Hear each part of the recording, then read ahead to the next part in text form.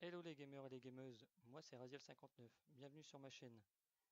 Le principe de ma chaîne est simple, nous allons prendre un jeu vidéo et nous allons parler de toute la vérité historique qui entoure ce jeu. Donc je vous conseille tout d'abord pour écouter mes vidéos d'utiliser un casque, parce que sur la télé vous n'allez pas entendre ma voix à cause des sons des combats, tandis qu'au casque vous allez entendre parfaitement bien.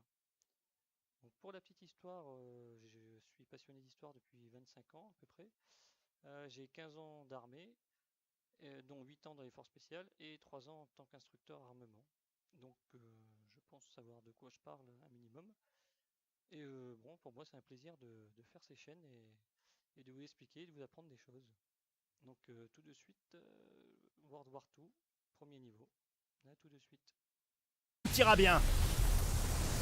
Je suis fier d'aller au combat avec vous, en toutes circonstances et partout. Bon, alors là, tout de suite dans le vif du sujet, 6 juin 1944, débarquement en Normandie. Donc normalement le débarquement était prévu pour le 5 juin, mais à cause d'une tempête dans la Manche, a été repoussé au 6 juin. Le grand état-major allié voulait même repousser l'attaque jusqu'au 13 juin, mais ils ont trouvé cela trop dangereux, ils avaient peur que les Allemands s'aperçoivent du plan. Donc le débarquement en Normandie, c'est la prise du mur de l'Atlantique, qui s'étend du Danemark au sud de la France. Donc ouais, les nazis ont vu ça grand quoi. Donc c'était tout plein d'endroits potentiels pour un futur débarquement. Mais les Alliés ont choisi la Normandie.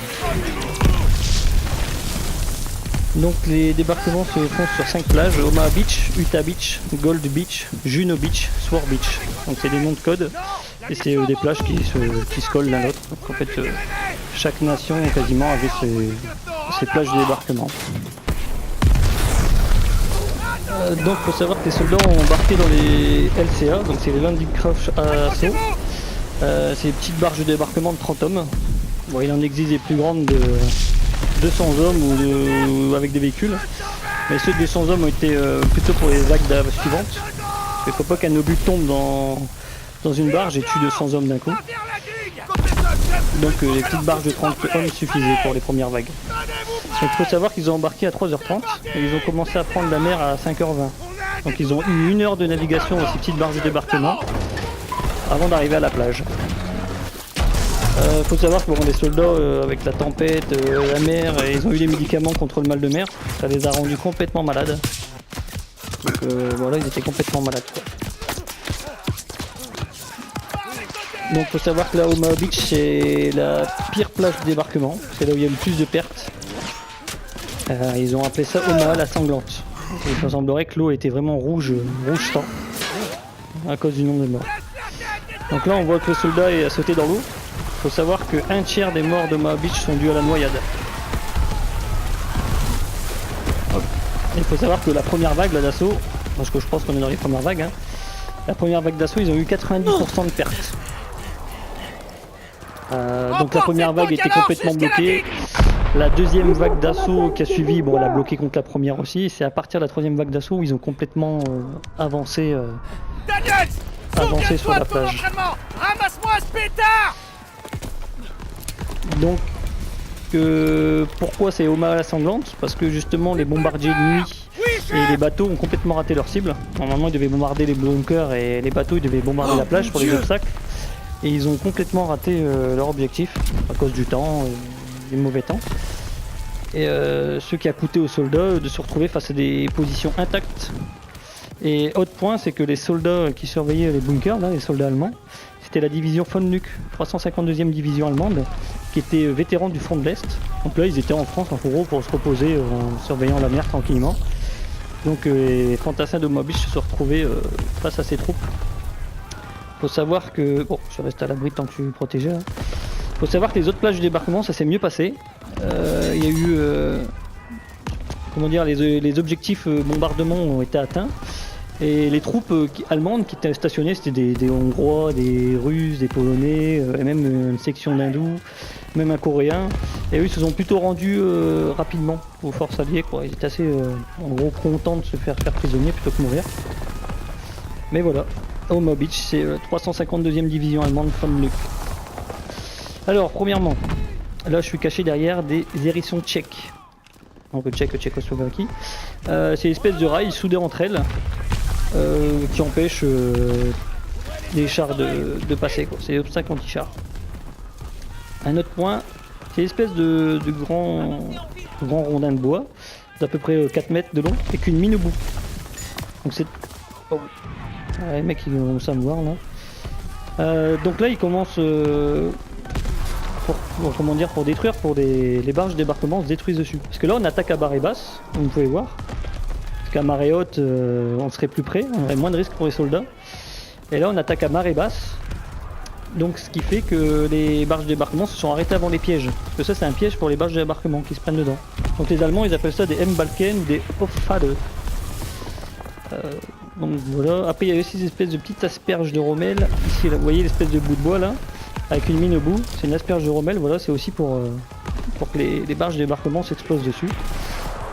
En sachant que aussi les asperges de Rommel étaient dans les terres pour empêcher tout parachutage, avec des mines au bout et des barbelés pour empêcher tout parachutage et pose de planeurs pour les parachutistes. Hop. Alors attendez, faut que je vous fasse montrer un autre truc sans que je me fasse tuer. Alors là-bas, cette espèce de grosse barrière métallique que vous voyez là, ça s'appelle une porte belge, ou élément C, ou barrière coin de T. Bon, c'est inventé par un Belge en 1940 pour l'offensive allemande, donc ils avaient prévu ça pour contrer les chars. C'est une espèce de grosse barrière de 1000 kg. Hop. Hop là. Donc alors là il y a un char sur la plage. Il faut savoir que pour le débarquement ils avaient prévu 29 chars qui devaient arriver comme des bateaux en fait. Une espèce de cheminée pour dégager les gaz. Et une espèce de grosse bouée autour. Donc ça flottait comme un bateau. Sauf qu'avec le mauvais temps ils ont été largués un peu trop loin. 27 ont coulé. Il n'y en a que 2 qui sont arrivés sur la plage. Ils ont été quasiment détruits dans la minute qui a suivi leur arrivée sur la plage, quoi. Il faut savoir que dans les bunkers, bon là il y a que des mitrailleuses. Il faut savoir qu'il y a des bunkers aussi anti-chars avec des canons anti-chars. Et bon, c'est la première cible, hein. Vous voyez un gros truc sur la plage, c'est le premier truc que les Allemands ils ont visé. Justement, il faut savoir que pour ces chars et pour les barges de débarquement qui doivent arriver à marée haute, il y avait aussi une équipe du génie qui devait faire des trous dans les obstacles en fait, détruire les obstacles anti-chars, les mines et tout ça. En sachant que les mines c'est des mines dans des boîtes en bois en fait, donc les détecteurs de mines ne pouvaient pas détecter, donc ils étaient un peu roulés. Et leur but c'était de faire des passages pour les barges de débarquement et les chars, quoi. Mais bon, ils ont quasiment été anéantis, hein. Ce groupe du génie qui était là pour faire des passages, ils ont été anéantis, quoi.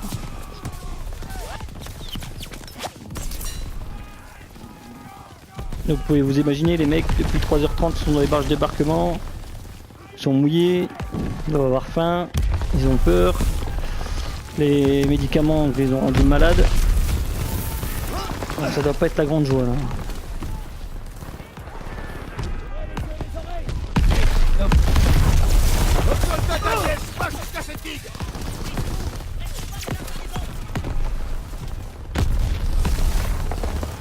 Continue jusqu'à la digue, on se retrouve là-bas.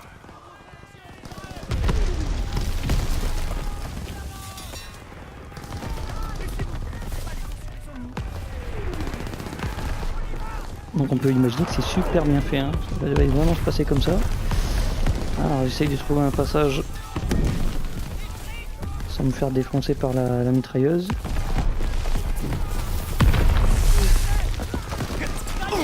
Jusqu'à maintenant on n'est pas mort, c'est super.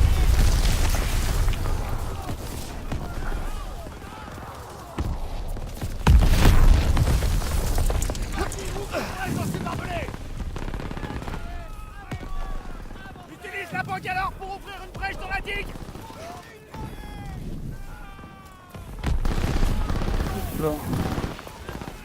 Bon, on va arriver pour faire le passage dans les barbelés. Donc Daniel, alors, prends cette torpille, je vais te couvrir. la bangalore, donc c'est un Exopète, tube on explosif. fonce vers les bunkers. C'est un tube d'1 m 50 avec 4 kg d'explosifs qu'on pouvait assembler en plusieurs éléments comme le soldat y fait. On y est presque. Et ça a été inventé en 1912 par un Britannique qui était en poste en Inde, en Bangalore. C'est une colonie indienne. Et il a donné le nom de la ville à son invention. Et c'est toujours utilisé aujourd'hui dans les armées de combat en Afghanistan, en Irak. Les soldats utilisaient les bangalores. Ça permet de faire des trous dans les barbelés, faire des passages dans les murs, les petits murets de jardin. Vous mettez ça, vous êtes tranquille. Hop. Alors il faut savoir que là, ça c'est un peu une connerie.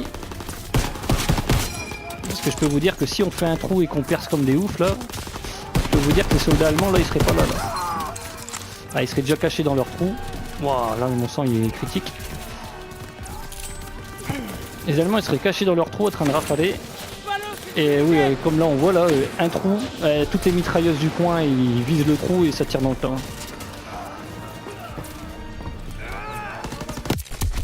Voilà, c'était sûr, avec le sang qui me restait là, arrivé face à lui, c'était échec direct. Ça va exploser.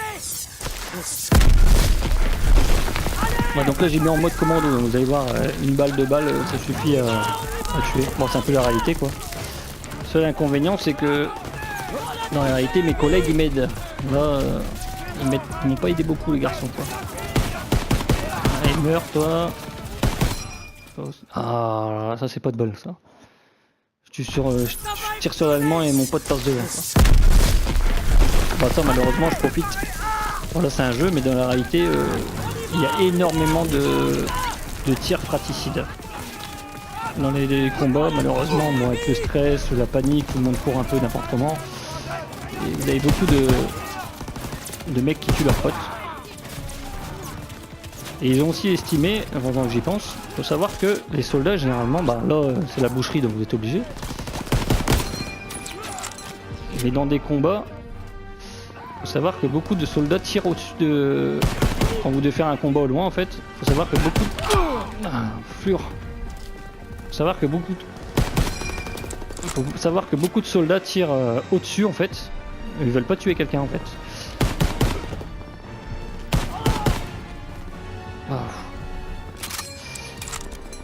Ouais, donc ils ont estimé que, en fait, il y avait pas beaucoup de pourcentage de soldats qui tiraient vraiment sur l'ennemi pour tuer. Beaucoup tiraient au-dessus pour faire baisser les têtes. Donc c'est des estimations qu'ils ont remarqué que, justement, l'être humain ne veut pas tuer un autre être humain. Quoi. Hop. Bon, j'ai profité que c'est calme pour parler de l'arme que je tiens dans les mains. Le M1 Garand, donc Garand du nom de l'inventeur. C'est un fusil automatique fabriqué par Springfield et Winchester. Donc le poids est à peu près de 4,7 kg, 4,9 kg. Portée 1600 mètres. Donc si je tire une balle là en l'air comme ça, elle va faire 1,6 km avant de s'arrêter quoi. Et portée pratique 400 mètres. 400 mètres, c'est-à-dire portée pratique, c'est-à-dire si je vise la tête, et à 400 mètres, la balle elle va dans la tête. C'est-à-dire la balle elle perd pas de sa puissance, quoi, elle a plein dedans quoi. Et capacité, bah, comme vous pouvez voir, 8 cartouches. Pour du 7,62 mm. Donc voilà, je profitais de parler du M1 tant que c'était calme et pour parler aussi maintenant du mortier. Donc ça c'est vraiment un vrai mortier, hein. Dans la réalité ça ressemble vraiment à ça, c'est une espèce de trou en béton dans la terre. Le mortier il est là, il tire, il y a juste à viser vers la plage pour toucher quoi. Donc ce mortier là ça s'appelle un Grenade FFR 34. Donc 34 c'est le début de fabrication. Et là c'est un Grenade courte Grenade FFR 42. Donc en fait Grenade FFR 42 est un peu plus grand et là c'est modèle rétréci courte. Donc poids 50 à 60 kg et ça tire des petits obus de 80 mm. Vous voyez des espèces de conserves là, normalement il y a des obus dedans. On les enlève et on les fout dedans quoi. Portée 2 km 400 pour un modèle rétréci comme ça là. Et servant, c'est servi par 3 personnes. Hein. Un autre truc qui est très bien fait dans le jeu, qu'ils ont pensé, c'est ça là. Ce que vous voyez là, faut vous dire que dans la réalité, même à notre époque, dans les postes de combat, vous avez une espèce de photo, bon à l'époque c'était des dessins ou des images, vous avez une espèce de photo et qui raconte ce que vous voyez autour de vous. Donc c'est à dire que quand vous devez dire la transmission, vous voyez un ennemi au loin, vous pouvez vous dire dans quel village il est, dans quel endroit il est à peu près, ça se tient à combien de mètres. Et il faut savoir qu'au PC commandement, là où il y a votre chef, lui il a vos images en fait, et il sait de quoi vous parlez en fait. Il sait exactement que l'ennemi a tel village, à tant de mètres, et il peut utiliser en fonction le mortier, un canon ou une mitrailleuse en fonction de la distance quoi. Donc ça c'est super bien fait. Ils ont vraiment pensé aux détails. Bon j'espère que je vais avoir une trousse à pharmacie parce que là le sang il est pas au top. Je suis pas trop en forme. Il est un peu fébrile. Sale blessure. Tiens, utilise ça. Bah c'est nickel. Merci l'ami. Sur le moment où on faisait. Bon, il faut savoir que chaque soldat a sa petite trousse à pharmacie. Donc morphine, bandage, bon, vraiment les accessoires de premier soin. Ok, c'est parti.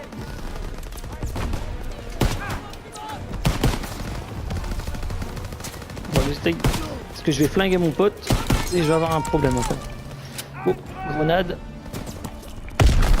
Bon, ça va. On n'a rien fait.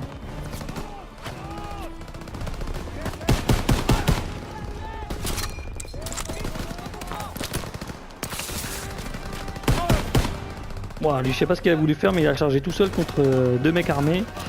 Il avait envie, quoi.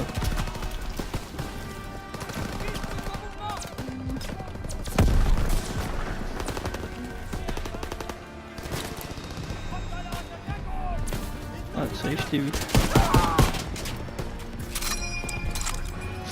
Bon, faut savoir, là, c'est des bidons, là, c'est pas des bidons essence. Vous en avez déjà vu, on a tranché des espèces de...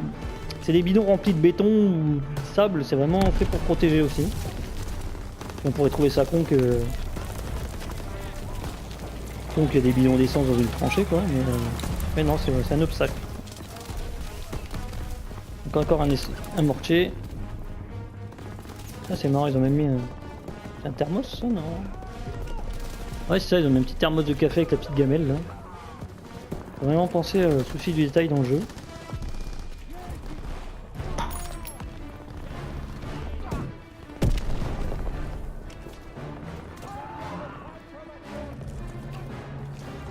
Impossible d'avancer, ces mitrailleuses tirent. Ah, ça par contre, vous voyez cette espèce de... Bon, toi meurs. Oh.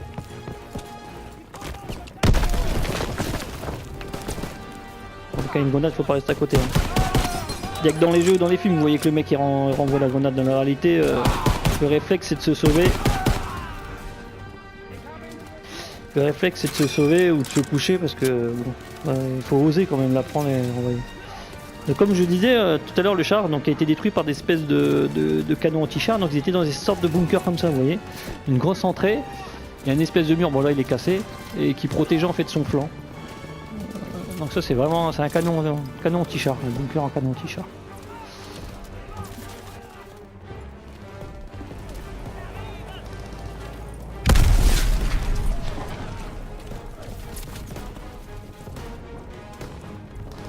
Donc j'ai pas parlé, c'est vrai, vous voyez ces espèces de ballons gonflables là, ces espèces de ballons gonflables qui sont en haut de câbles, de câbles en acier, pour justement éviter que des avions attaquent en piqué les bateaux. Si des avions allemands viendraient, ben, ils pourraient se déchirer les ailes en fait, les ailes sur les câbles en fait, qui protègent les bateaux.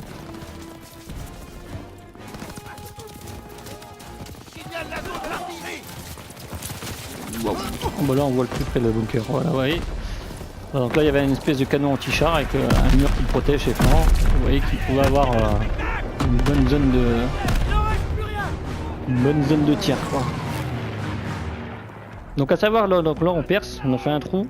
Il faut savoir que là il est à peu près 8h25 quand les soldats américains justement, c'est 2 heures après, ont réussi à faire la percée. Il faut savoir aussi que les bateaux normalement ils étaient très loin et justement vers entre 8h et 10h ils ont commencé à rapprocher pour tirer sur les bunkers quoi. Donc avec un appui feu de bateau, les soldats ils étaient un peu mieux quoi.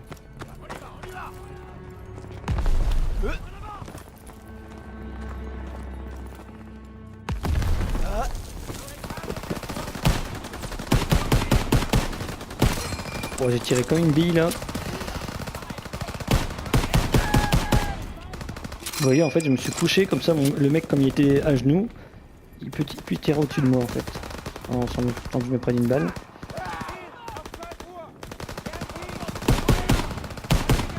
Donc là il est tout seul, on met la pression. Il meurt. Il faut savoir qu'un déplacement normalement à la guerre en réalité en fait c'est vous avez un groupe de mecs qui est chargé d'être en appui et tirer, et un autre groupe qui est chargé de contourner ou d'avancer quoi. C'est pas vous avancez, vous courez comme ça face à des mecs qui vont tirer dessus quoi.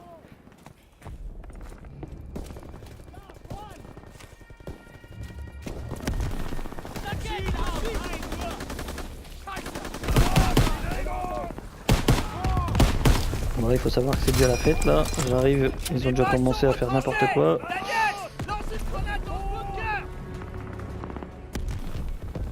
C'est marrant, ils ont fait un mec... Attendez. Un mec blessé là, en train de fumer sa clope. Il finit de fumer sa clope quoi.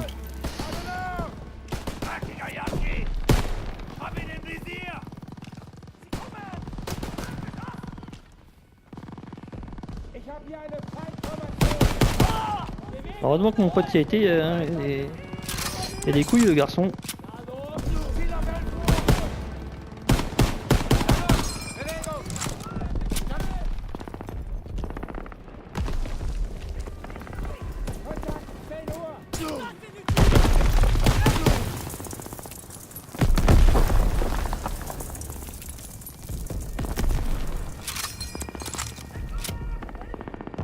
Ah, donc ce que j'avais oublié de dire aussi pour les mains garantes en fait, c'est que en fait quand vous enfoncez les cartouches dans l'arme, en fait il y a une espèce de ressort qui éjecte que en fait dès que vous lâchez, le ressort sent qu'il n'y a plus votre doigt en fait et ferme un levier.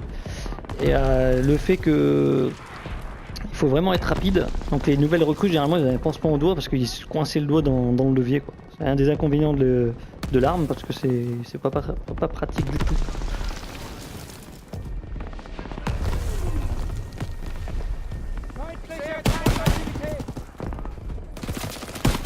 Wow. Ouais, les copains ils ont mal fait leur boulot parce que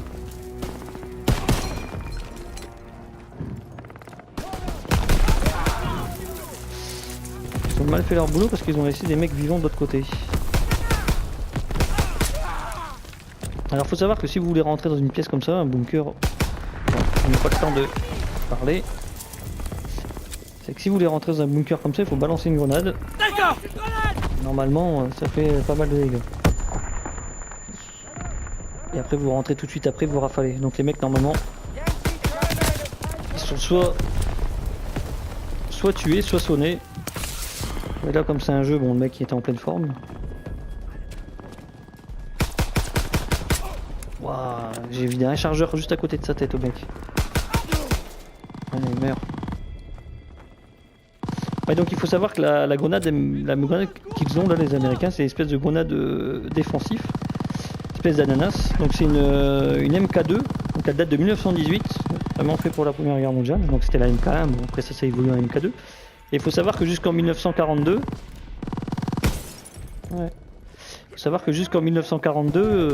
ils étaient jeunes. Ils étaient jeunes et bon après ils ont changé la couleur parce qu'ils se sont dit l'ennemi la voyait et c'était pas ça le but, donc ils ont mis vert olive. Ils l'ont mis vert olive et donc en fait sur un rayon de 30 mètres ça envoie à peu près une quarantaine de petits éclats. Donc vous imaginez une grenade comme ça qui explose dans un rayon de 30 mètres, donc là ça y a quoi si on imagine 1, 2, 4, on va avoir 6 mètres et 40 éclats qui volent dans tous les sens. Le mec dedans il fait pas le fier quoi. Ah non, ah, c'est pas vrai.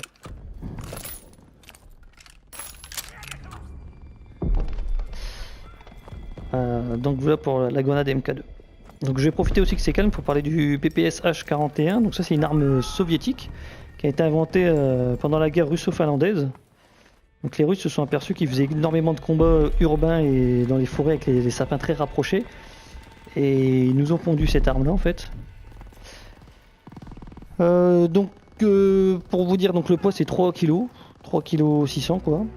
Portée 50 mètres normalement hein, pour qu'elle soit bien utilisée et maximum 250 mètres à peu près, donc 250-280 mètres.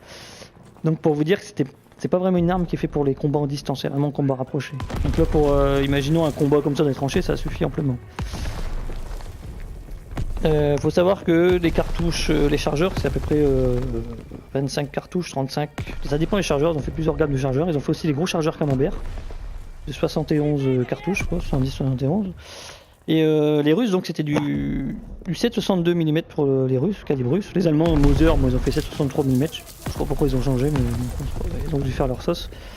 Et on pouvait aussi mettre du 9 mm Parabellum. Donc Parabellum, pourquoi? Parabellum, c'est quoi? C'est que la balle s'écrase sur le corps de l'ennemi, elle traverse pas. Donc en fait, je peux utiliser là, imaginons je rentre dans la tranchée et un Allemand, je tire dessus. Je sais que les balles vont s'écraser sur lui sans tuer mon copain qui est par exemple derrière.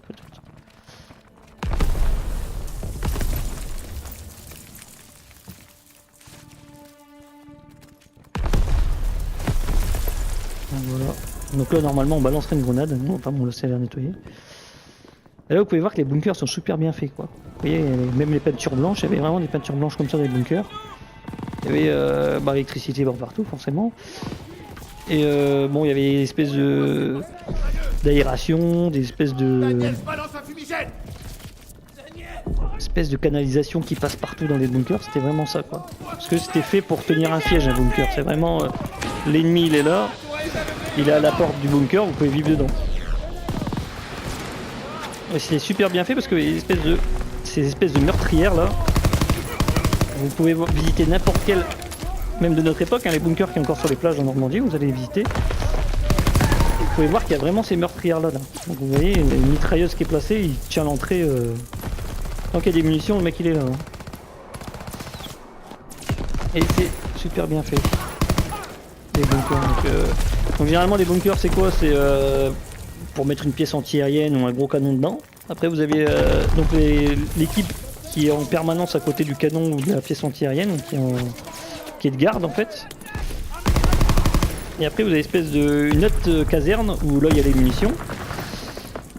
Et une autre caserne où il peut y avoir peut-être les postes radio ou vraiment l'endroit où se reposent les soldats avec les lignes. Ah il est pas mort lui. Je pensais que j'avais tué tout le monde.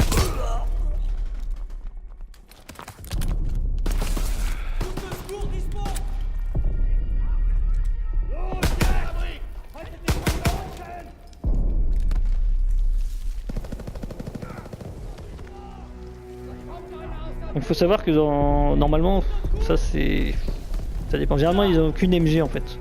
Ils avaient qu'une mitrailleuse dans une petite pièce comme ça normalement. Alors là, ils sont deux, bon, on peut pas dire qu'ils ont envoyé en renfort quoi. Mais c'était vraiment une petite pièce, la petite meurtrière quoi. C'était pas. Oh, question bastos, j'ai plus rien là-dedans. Y'a pas un mec qui a des munitions là dans le coin? Ouais, si.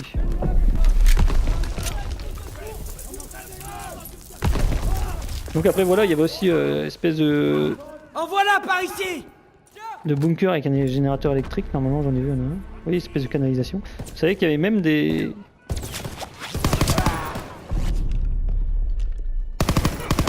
Bon bah ça c'est con, là, le mec il pense se cacher alors que derrière un... C'est complètement c'est con par contre. On fait l'ennemi un peu des fois... intelligent.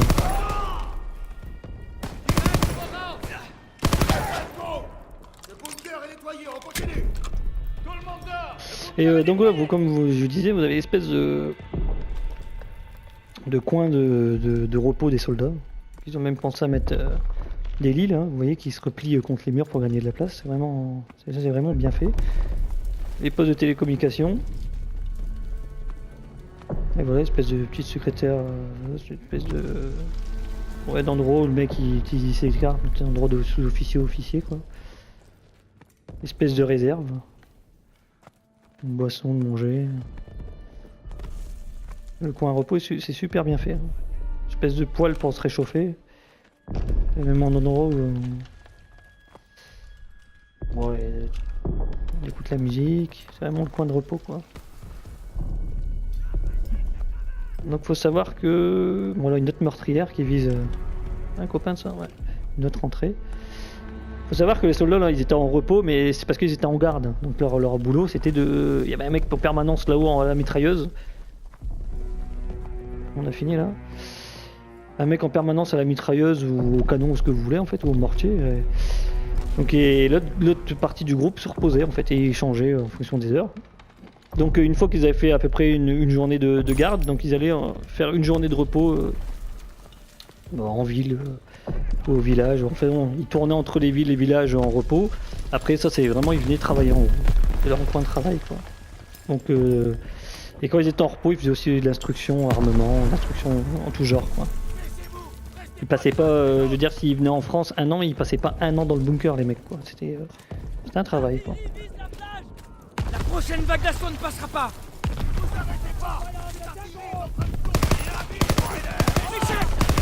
Bah ça aussi c'est con, vous voyez, vous avez une tranchée, vous n'allez pas vous amuser. Oh, voilà, je rentre. Wow.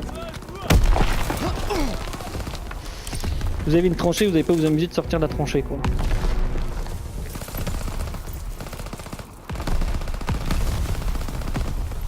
Et oui, ils ont fait aussi des espèces... après, il faut s'y connaître en uniforme allemand. Mais là ils ont des uniformes bien spécifiques en fait. Les soldats allemands ils sont pas ils sont en vert de gris. Là une espèce de gris foncé marine et gris clair. Et je pense, bon ça assez bien fait mais je pousse le détail un peu plus loin.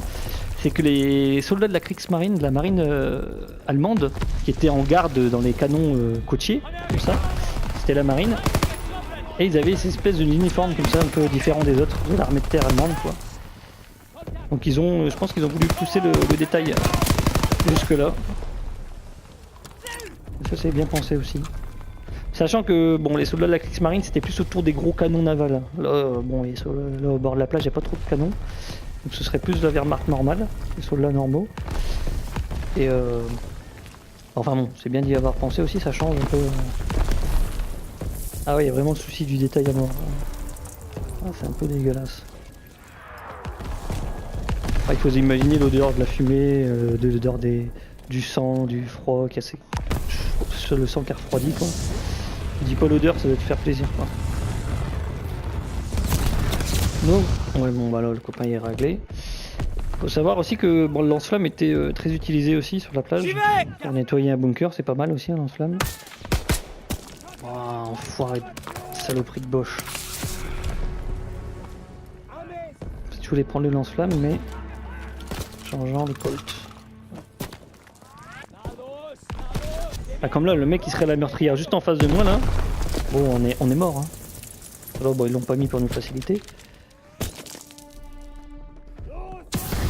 Ouais cramez tous. Ouais.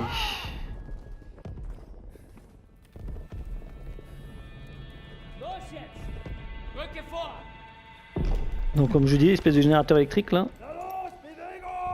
Pour donner l'électricité quoi. Donc ça force.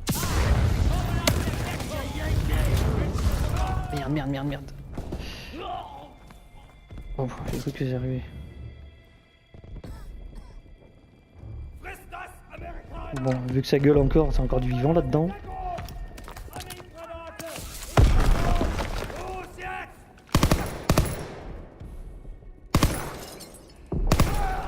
Ouais, j'allais dire, il allait jamais mourir le garçon.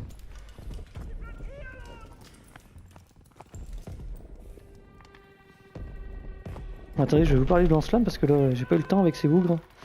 Il est où? Il est où le lance-flamme là? Je l'ai lâché ici. Où est-ce qu'il est? Oh non, je l'ai encore. Ah bah oui, j'ai encore. Et donc le lance-flamme M2. Donc ça protège ça projette un liquide enflammable et l'essence quoi. Il faut savoir que c'est utilisé par deux hommes. Donc en fait il y a l'homme qui tient le lance-flamme avec le bidon dans le dos et un autre mec qui s'occupait d'ouvrir les valves derrière et aussi qui avait le matériel pour réparer le lance-flamme. Donc il faut vous imaginer que la bonbonne a à peu près 18 litres dans le dos en fait. Et donc ça fait à peu près 35 kg que le garçon avait sur le dos. En sachant que bon, s'il se prenait une balle là-dedans, on peut imaginer le résultat. Et ça avait une portée de 30-40 mètres. Donc normalement là j'aurais tiré, ils auraient tous brûlé. En sachant que voilà, le lance-flamme ça brûle les gens, ou ça vous explose à une forte chaleur, donc vous êtes brûlé quand même, ou ça enlève l'oxygène de la pièce. Donc les mecs ils suffoquent, ils tombent. Là malheureusement dans le jeu ils n'ont pas poussé le vis aussi loin quoi. Ils ont voulu nous compliquer un peu la sauce. Donc là un autre endroit de rangement des Allemands, en sachant que ça aussi c'est faux. S'ils avaient une espèce de générateur comme ça, c'était vraiment une pièce pour le générateur. Bon les Allemands ils étaient très ordonnés, hein. Ça n'était pas un générateur avec des caisses de un peu de tout et n'importe quoi. Donc en plus les lits, les mecs qui dorment là, vous imaginez avec le bruit que ça doit faire. Donc ça c'est un peu con ça. Enfin bon bref, on va pas pousser le vis non plus loin quoi, c'est quand même assez bien fait. Voilà on va continuer. Attention! Grenade envoyée! Je me disais là où il y avait un mec. Et comment il a gueulé. Je sais pas sûr en fait. Hop là. AMG. Hop là, allez on va faire un peu le ménage là-bas.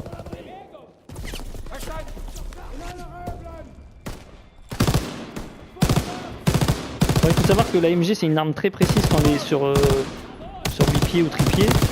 Mais là, à porter comme ça, vous dire que le mec il tient soit à la hanche, bah, j'ai vraiment pas à l'épaule parce que à la hanche, c'est un peu moins précis parce que dès que vous tirez, le recul ça vous fait bouger l'arme dans tous les sens. Voilà, il faut imaginer que notre monsieur est super balèze. Il va pas crever là-bas.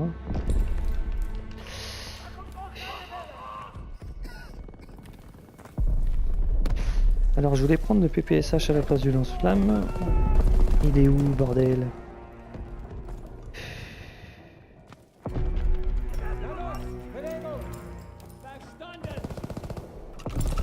Ah non, il est là. Oh, 2 fois que ça m'arrive. On dirait que c'est le stress du combat.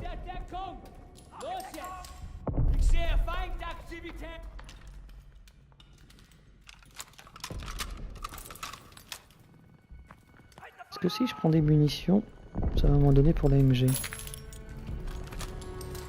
Ouais, non. Tant pis.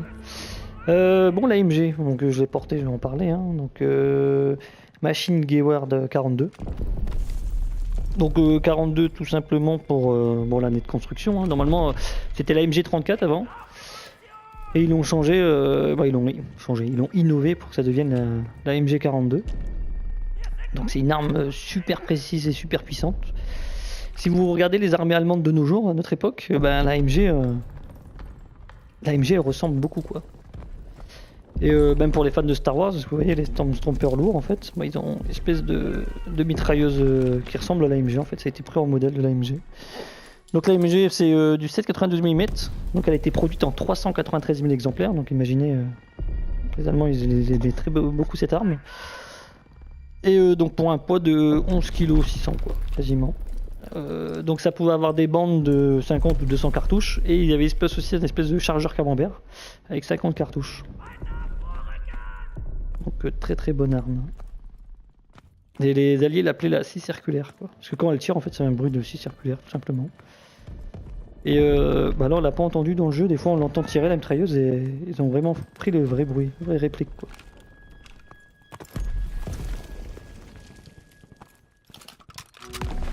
Je vais reprendre mon Colt.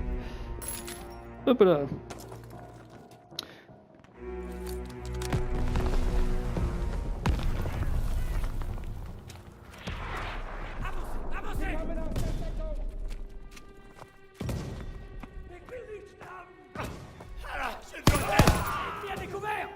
Donc voilà ce que je vous dis, comme c'est du 9 mm parabellum, ça s'écrase sur le corps de l'ennemi, là je peux tirer sans toucher mon copain en fait. Je peux tuer le mec sans que la balle transperce, parce que si j'ai une arme plus puissante, là si je tire comme ça, là l'allemand il est au tas et mon copain aussi quoi. Bon bah là on arrive dans le feu de l'action, les mecs ça crame.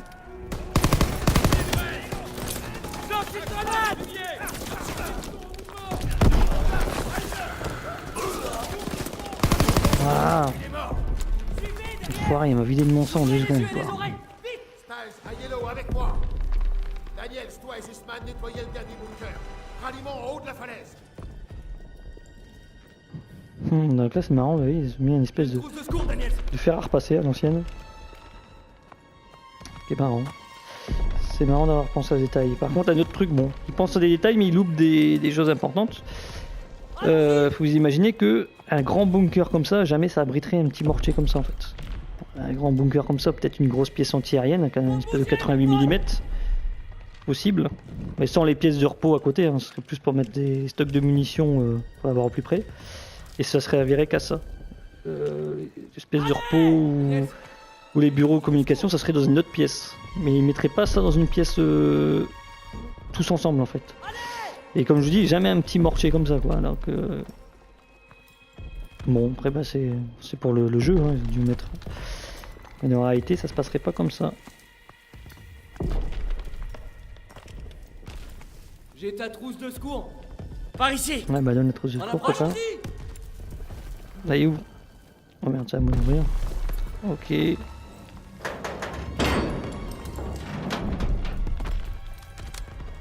Donc voilà aussi ça c'est vrai que les Allemands bon ils notaient tout bon. Il y avait les directions de tout était marqué. Vous risquerez pas de vous perdre.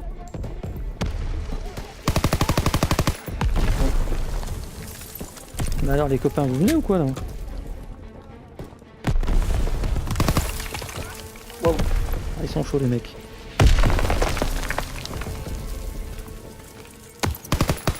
Ennemi au-dessus du Oh bouclier. là là là là. Allons-y, Malouette. Instant d'une manœuvre. Équipement abri. Bon, je vais aller là où il y a les copains parce que tout seul c'est dangereux.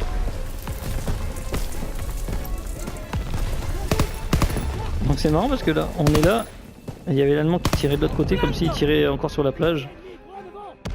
Plutôt qu'un mec, dès qu'il nous voit, il nous tire dessus là.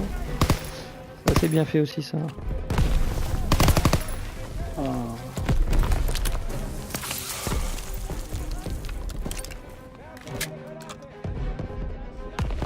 Suivez derrière. Grenade ennemie. Bon. En plus, c'est un autre truc qui est marrant. Enfin, je sais pas s'ils ont fait exprès ou si c'est la coïncidence du jeu. Mais l'Allemand il venait de parler à son pote en disant balance une grenade ou donne une grenade, je sais pas ce qu'il a raconté, il parlait de grenade. Et quelques secondes après, une grenade est partie vers nous quoi. Donc ça rendait en gros une meurtre. Donc ça faisait un peu une conversation de l'ennemi quoi. Mais t'es pas mort toi encore?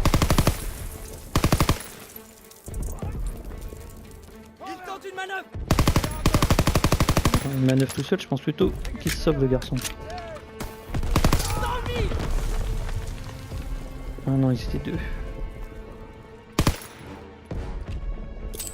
Bon, on va le faire sortir de son trou, le garçon. Ennemi fait mouvement. Voilà. J'avance. Allons-y. Bon, par contre, ce que j'ai pas compris dans le jeu, c'est pourquoi ils ont foutu des bidons de kérosène partout. Ah ouais, le mec a plus de tête et plus de bras quoi. Ah ouais. Ouais, parce que bon, je vois pas l'intérêt de foutre de l'essence partout en fait. Parce que là, on peut vous dire c'est un bidon de ciment comme je l'ai dit tout à l'heure ou de terre, mais ces petits bidons là, c'est de l'essence. Alors, et comme je dis, les Allemands étaient très ordonnés, hein, ils laissaient pas tout traîner en bordel comme ça. Donc c'est bon, je sais pas pourquoi ils l'ont mis. En sachant que des fois les Allemands ils mettaient de l'eau dans les bidons d'essence et de kérosène quoi. Mais bon, c'est des bidons nettoyés forcément. Hein. Et il y a une espèce de croix blanche dessus. Et dès qu'il y avait une croix blanche dessus, ça voulait dire qu'il y avait de l'eau en fait. C'était pas un bidon d'essence, c'était un bidon d'eau. Mais c'était plus en Afrique qu'ils faisaient ça. Là je comprends pas. Je comprends pas pourquoi ils en ont foutu partout quoi. Ah, d'accord, d'accord. Allez, crève. Allez, bordel. Ouais. Bon, imaginez un corps à corps, vous êtes levé depuis 3h30 du matin, vous êtes malade, vous avez l'adrénaline qui est partie à 100%, qui est redescendue tellement qu'elle était montée haute. Vous vous retrouvez en combat face à un Allemand qui est plutôt en bonne santé, qui a bien mangé, qui a bien dormi. Ça devient chaud là.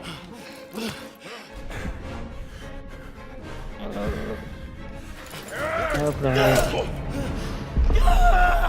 Voilà, c'est réglé. Vous imaginez qu'un casque c'est à peu près 1 kg.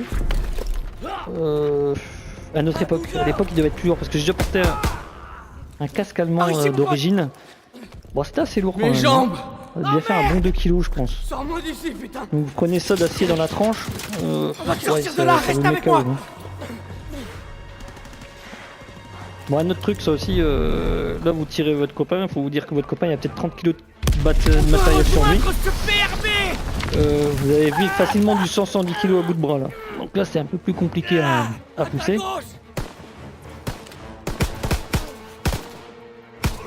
Merde. Ouais.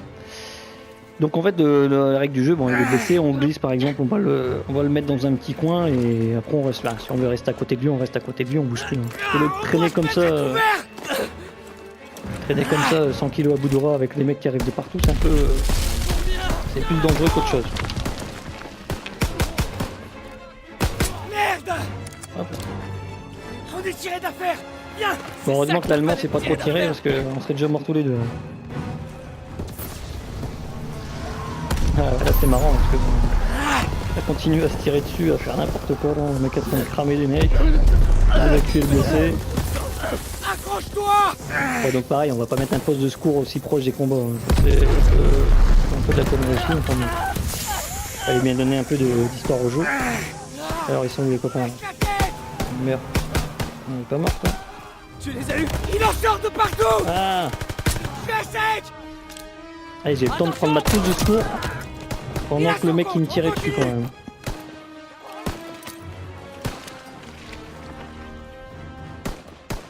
On peut pas rester là! Allez, allez, allez. Ah, je suis là! Là! C'est pas évident parce que là on est pas bête de ces Putain! mouvements là. Faut descendre par là! On doit pousser le mec et attendre que ça se passe.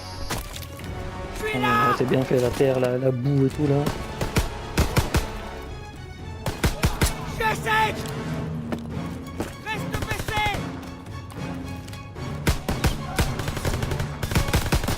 Voilà, ouais, je suis mort, ah, c'était sûr. Le mec du milieu, dès que j'ai vu que j'avais raté, je me suis dit c'est bon. Reste baissé! Heureusement que j'ai plusieurs vies, je suis comme un chat. Merde!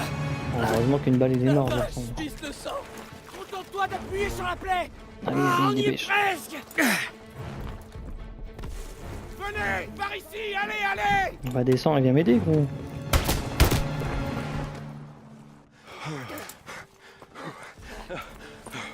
Ok, Voilà. accroche-toi! Raffermis! Ouais, donc il faut savoir, bon, je profite que c'est blessé. Hein. Il faut savoir que à Omaha Beach, donc il y a eu quasiment 1000 tués et 2000 blessés. En sachant que les historiens, même à notre époque, disent que les chiffres sont faux. L'état-major américain aurait menti pour Mais bien sûr! la propagande de l'époque, quoi. Je peux... Après, je sais pas, parce que je me dis, jeter un œil à ta chérie. ils auraient continué le mensonge jusqu'à notre époque. Et, je sais pas, ils auraient Non, dévoilé, c'est je pas pense, il y a longtemps. Quoi. Je Enfin vois bon. que dalle. C'est à savoir que certains historiens Je vais me reposer un peu ici. disent que les chiffres sont Non, non, erronés, non, quoi. je dois pas t'endormir. Hé Daniel! Je suis là. Aide-moi. Bordel, qu'on fasse venir un infirmier!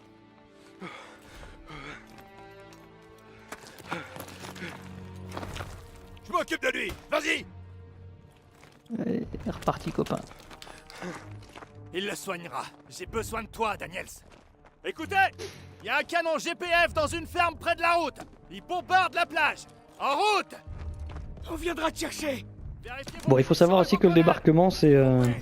Direction la route. Il me faut des munitions, moi, à mort, là, parce que là, ça va plus. Il me faut des munitions, chef. Tiens, Daniels. Ouais, ça, je me soigne aussi. Faut savoir aussi que le débarquement... bon, avant de partir à l'assaut, forcément, on vérifie tous ses armes et on charge, hein, forcément. Hein? Faut savoir que le débarquement, c'est pas seulement américain, bon, il y a eu des Anglais aussi, des Canadiens, des Hollandais, des Polonais, des Belges,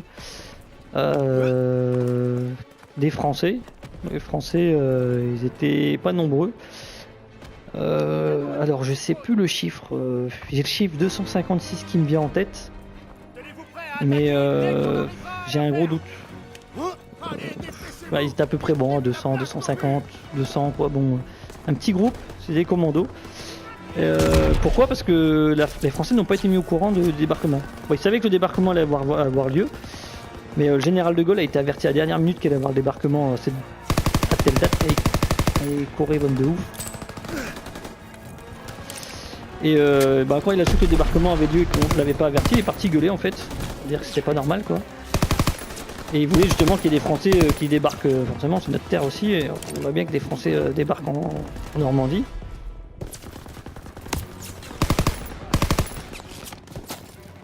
C'est bien dangereux là. Donc les Américains, après, bon, comme De Gaulle est parti du le général De Gaulle, ils ont quand même autorisé à... Ah, encore une trousse à pharmacie là. Ils ont quand même autorisé que les Français envoient un petit contingent, on dira, pour débarquer avec les Alliés. Quoi. Sinon, bon, les Alliés voulaient débarquer sans les Français. Donc merci aux Américains.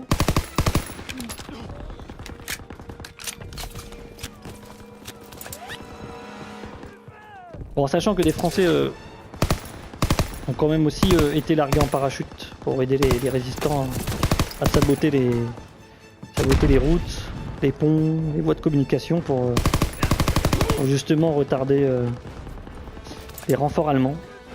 Donc il faut vous dire qu'aussi le débarquement a réussi parce que les résistants ont bien fait leur boulot derrière les lignes, quoi.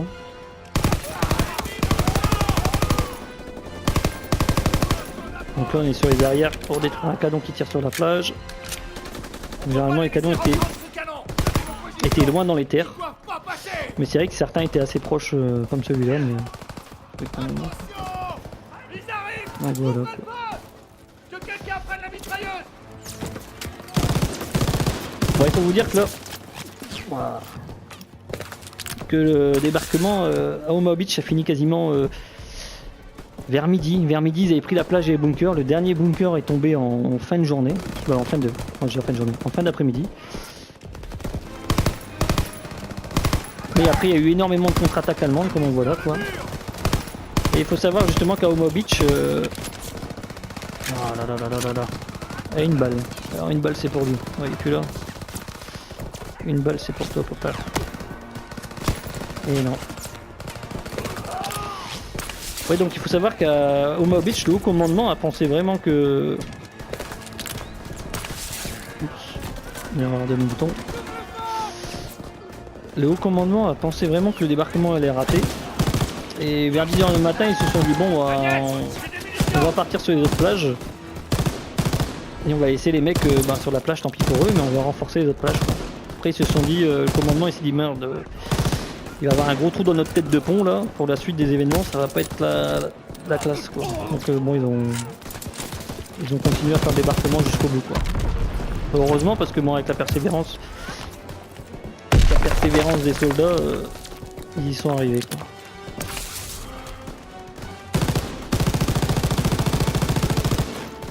Bon, il faut savoir qu'ils sont nombreux.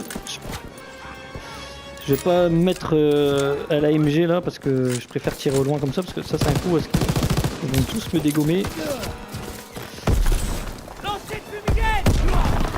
Je suis une cible pour eux là. Allez mourir là. Tous en enfer, run de ouf.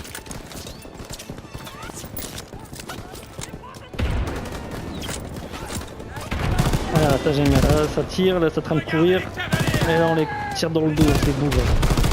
Allez. Est-ce qu'il y en a encore un qui est en train de courir là? La voie est libre. Détruis ce canon. Entendu. Voilà.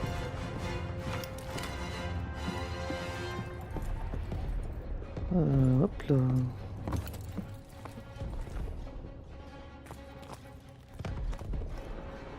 Attends, qu'est-ce que tu peux me donner comme munition toi? Hop là, merci.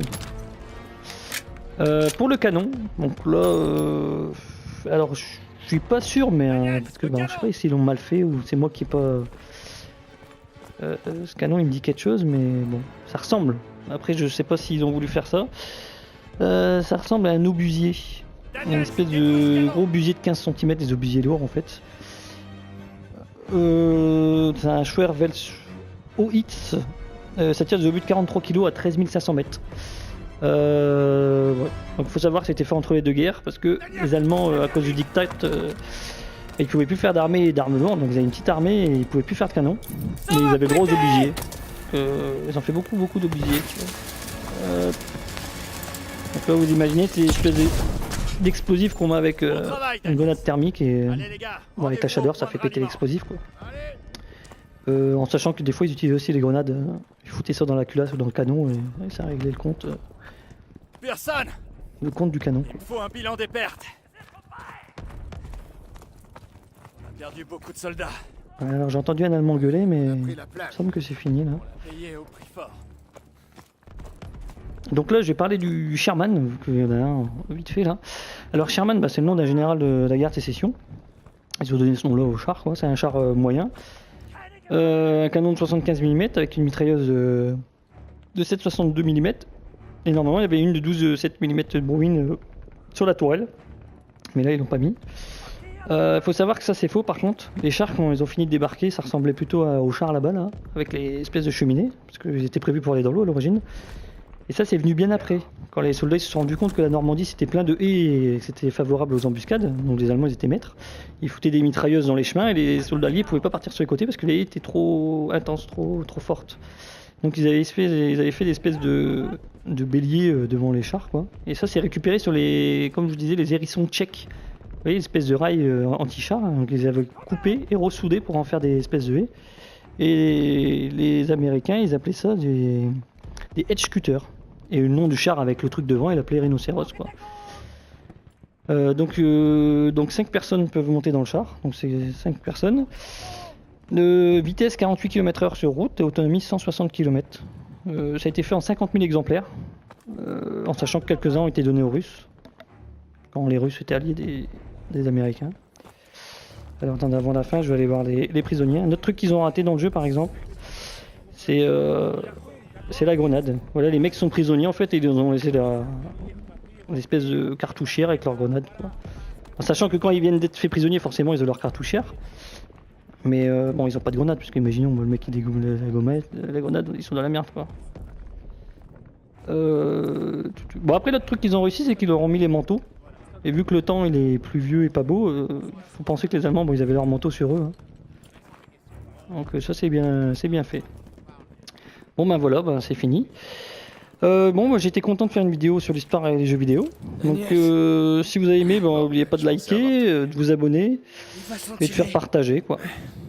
Ils l'ont plutôt bien rafistolé. Donc voilà les gamers, les gameuses, je vous dis à bientôt pour une prochaine vidéo. Eh,